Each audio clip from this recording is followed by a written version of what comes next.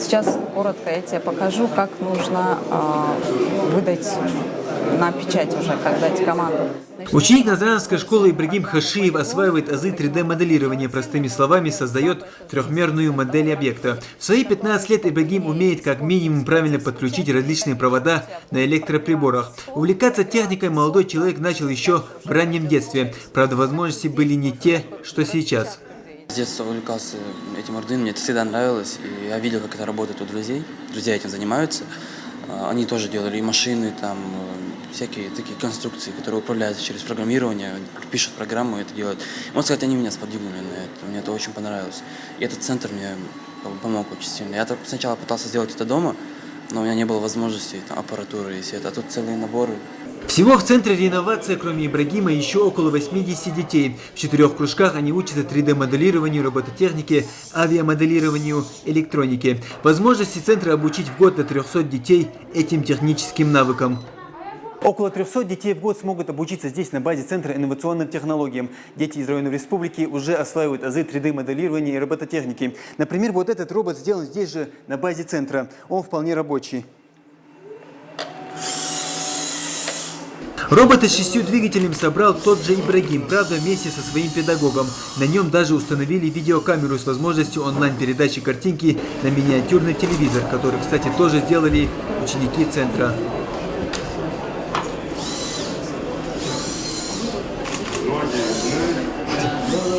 Кроме сбора мини-роботов, у учеников центра есть возможность изучить различные компьютерные программы, научиться 3D-моделированию объектов. И самое приятное, их можно распечатать. Эта модель сборная, она состоит из частей, потому что, ну, во-первых, 3D-принтеры, они не таких больших размеров, чтобы распечатать такую большую модель, поэтому она собирается модульно, да, частями. Естественно, сначала это все моделировалось в программе 3ds Max. Модели создавались они, ну, по фотографиям, естественно. Затем каждая деталь отдельно распечатывалась на принтере. Вот, затем она собиралась, и получилась вот такая модель. Центр, построенный в Назране, стал первым не только в Ингушетии, но и среди других республик СКФО. Основной целью проекта служит воспитание технического поколения и обеспечение занятости детей и молодежи, развитие системы научно-технического просвещения, привлечение молодежи к изучению наукоемких технологий. Проект является уникальным для республик Северного Кавказа. И поэтому для нас очень важно все это, и мы чувствуем огромную ответственность, поскольку речь идет о трансляции нашего опыта в дальнейшем соседним регионам. И более того, я надеюсь, что на площадке этого центра будет формироваться новый класс технической молодежи, которая будет вносить свой ключевой вклад в формирование технического лидерства нашей страны в целом на международной арене. Глава Ингушетии после небольшой экскурсии по центру выразил уверенность в том, что центр будет представлять собой зону свободного доступа, где талантливые люди смогут реализовывать свои научно-технические идеи, обучаться и обмениваться опытом. Те, кто ведут эти кружки, они там должны уже с этих ребят уже смотреть, что из них получится. Кто должен там последующим пойти, там, например, в Бауманку, кто должен пойти там куда-то другие, то есть куда они, по техно, куда они должны пойти.